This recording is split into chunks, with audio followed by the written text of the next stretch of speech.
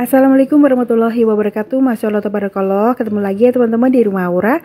Terima kasih yang udah datang di sini. Semoga semuanya dalam keadaan sehat dan selalu bahagia. Amin. Selamat Hari Raya Idul Fitri ya teman-teman. Mohon maaf lahir dan batin. Maafin semua kesalahan saya. Barangkali di video ini ada kata-kata yang kurang baik, kurang berkenan didengar. Terus kalau pas saya balas komentar, mungkin ada kalimat yang gak enak dibaca gitu ya. Namanya manusia itu kan tempatnya salah. Pokoknya saya mohon maaf lahir dan batin. Untuk memulai kegiatan video kali ini, saya pengen masak nasi dulu teman-teman. Jadi nasi yang saya konsumsi itu adalah nasi low karbo. Jadi kita tetap harus kontrol asupan makanan yang kita konsumsi ya. Apalagi kalau misalkan teman-teman itu diet, itu masih bisa tetap makan nasi dengan cara menggunakan Miko Smart Rice Cooker Low Carbo and Sugar. Jadi cara masaknya juga gampang. Kita cuci sampai bersih berasnya. Saya pakainya 3 cup, kemudian tambahkan air sesuai dengan petunjuk. Di situ kan ada keterangan tulisan 3. Nah, airnya tuh sampai di angka 3 gitu ya. Lalu nyalakan rice cookernya, kemudian setting menu low carbo rice. Karena Miko Smart Rice Cooker Low Carbo and Sugar ini ada 8 preset menu teman-teman. Bisa untuk quick cook, slow cook, low carbo rice, bisa masak bubur, sup, mengukus, membuat cake, dan multigrain rice. Jadi bisa masak nasi seperti biasanya gitu. Kapasitasnya juga besar, 1,8 liter, bisa sampai 10 cup beras teman-teman ya. Nah, untuk dayanya itu low watt ya, 400 watt ketika memasak nasi, kemudian 100 watt ketika menghangatkan. Dan juga bisa menghangatkan nasi hingga 48 jam. Nah, untuk inner potnya itu terbuat dari bahan seramik anti lengket dan sangat mudah dibersihkan teman-teman. Untuk keranjangnya stainless steel 304 low carbo ya teman-teman. Dan juga terdapat fitur time preset, jadi pengaturan timer untuk proses memasaknya, 3D heating dan insulation system.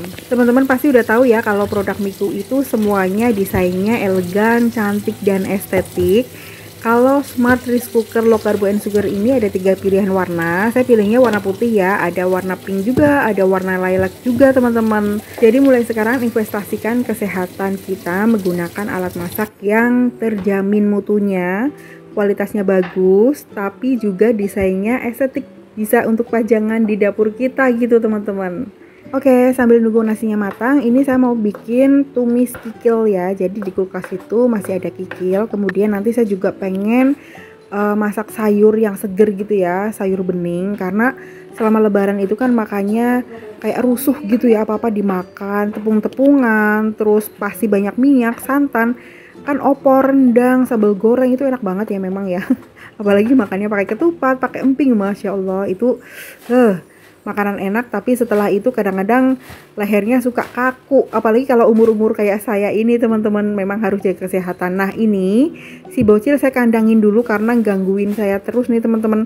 Jadi kalau saya di dapur ataupun lagi masak maupun lagi beberes, si 2 bocil ini suka ngikutin saya gitu ya, suka gigit-gigit kaki gitu ya. Jadi ya udahlah saya masukin ke kandang dulu. Ini kandangnya juga praktis banget, bisa dilipet gitu ya. Terus ini saya ambilin dulu mainannya, ada bola, ada ikan-ikanan gitu, biar anteng teman-teman. Karena kalau dikeluarin itu apa ya, sayangnya tuh suka geli gitu. Daster saya suka ditarik-tarik, terus kakinya suka digigitin. Nah, habis pegang kucing, walaupun kita sayang sama kucing, jangan lupa selalu cuci tangan ya. Apalagi kalau kita mau masak teman-teman. Pokoknya setelah megang empus, megang bocil, itu wajib banget cuci tangan pakai sabun. Nah, lanjut ya, ini saya sudah potong-potong kikilnya. Jadi saya punya 2 plastik kikil ya. Kemudian untuk bumbunya juga sudah saya cuci semua. Iris semua bawang merah, bawang putih, kemudian banyakin cabai hijaunya. Supaya kalau masak kikil pakai kecap itu kan enaknya pakai cabai hijau ya. Nah, seperti ini aja sih sebenarnya. Kalau bumbu tumisan ya sama aja ya teman-teman, bawang merah, bawang putih diiris-iris. Ada juga sih yang suka diulek ya, tapi kalau saya sih tumisan lebih suka yang diiris-iris seperti ini. Kemudian tambahkan tomat. Jadi nanti tumisannya tuh warnanya cantik teman-teman, ada coklatnya, ada merahnya, ada hijaunya gitu. Terus ini saya pakein minyak sedikit aja, jangan terlalu banyak ya. Takutnya itu nanti masakannya terlalu nguyup minyak gitu loh. Kebanyakan minyak itu nggak nyaman di tenggorokan ya. Nah itu bocilnya kan jadinya anteng ya teman-teman, saya bebas masak. Kalau Mas Dudul tuh nggak pernah gangguin karena mungkin udah gede ya. Kalau Mas Dudul kadang-kadang nunggunya sambil ngeliatin aja gitu.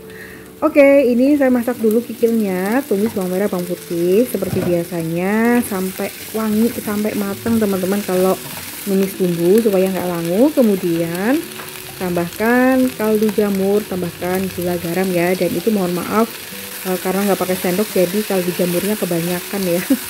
Jadi terlalu gurih gitu teman-teman. Terus untuk cabenya biasanya saya memang terakhiran kalau ngasih cabe ya, karena supaya warna cabenya itu masih seger gitu teman-teman.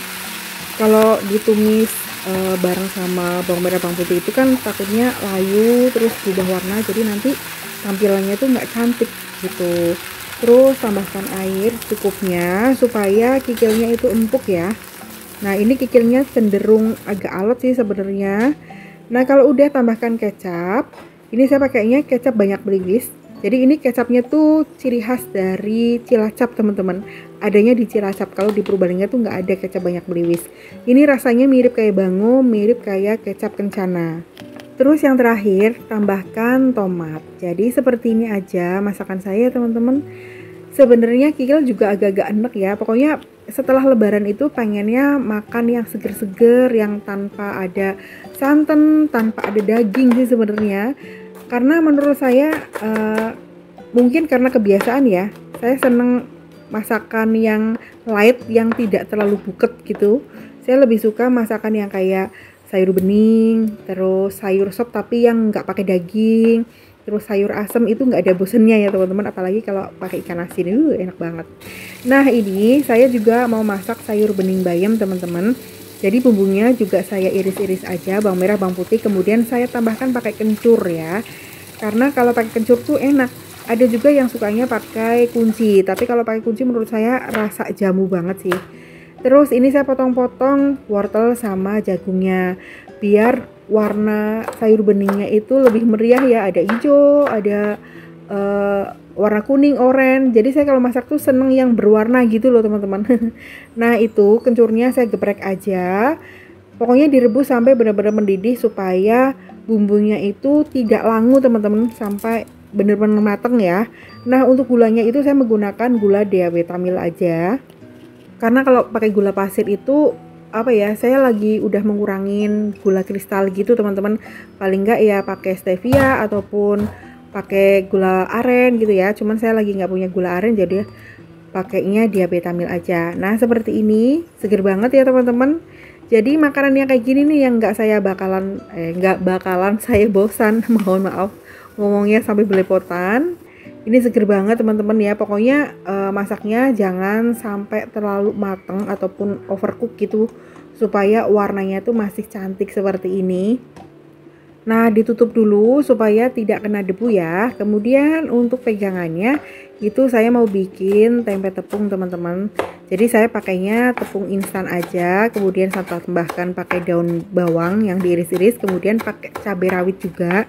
Jadi biar nanti tempe tepungnya itu ada rasa pedes-pedesnya, nggak harus kita gigitin cabai gitu ya. Nah tempe tepungnya itu nggak saya bumbuin lagi ya, karena tepungnya itu udah berbumbu dan rasanya enak. Jadi saya cocok banget tepung mendoan yang warnanya hijau seperti ini ya. Kalau misal teman-teman pengen samaan juga, beli juga bisa melalui online, nanti saya cantumkan link pembelian tempe mendoannya ya teman-teman. Ada juga sih yang merek lain gitu, tapi kalau saya cocok yang warnanya hijau seperti ini. Nah untuk tempenya itu saya pakai tempe papan aja seperti ini, kemudian diiris-iris tipis ya, karena saya tadi nyari mendoan tuh nggak ada. Karena kalau habis lebaran itu belum banyak warung buka teman-teman. Saya juga nggak ke pasar ya, karena kalau ke pasar nanti malah belinya macam-macam. Saya kepengen belanjanya tuh nanti kalau kulkasnya tuh udah bersih, freezernya tuh udah kosong teman-teman. Oke, ini saya mau goreng tempe tepungnya dulu ya teman-teman. Sayur beningnya udah mateng, tumis kikilnya juga udah mateng. Jadi ya menunya seperti ini aja. Kemarin saya tuh masak lebaran opor, kemudian sambal goreng kentang dicampur sama ati, sama krecek. Kemudian kalau rendangnya itu saya pesan sama temen ya, karena saya kan nggak punya presto. Terus orangnya tuh nggak sabaran ya. Jadi ya udahlah saya pesan aja. Dan ini alhamdulillah nasinya udah matang teman-teman. Nah, jadi kalau masak menggunakan Miku Smart Rice Cooker Low Carbo and Sugar ini caranya seperti ini. Jadi, keranjang stainless steel 304 low carbo itu untuk memasak nasi low carbo dengan cara pemisahan nasi dengan air tajin sehingga sebagian kadar gula tersaring dan terbuang di wadah tampungan seperti ini, teman-teman. Jadi nanti airnya tuh dibuang ya. Nah, jadi ini tuh air tajinya ya, teman-teman. Kalau air tajinya udah dibuang, kemudian inner potnya itu untuk naruh nasi low karbonya. Jadi kita tuh nggak usah khawatir makan nasi banyak, misalkan kalau kita lagi diet gitu ya, karena nasinya itu udah berkurang kadar karbohidrat sama kadar gulanya.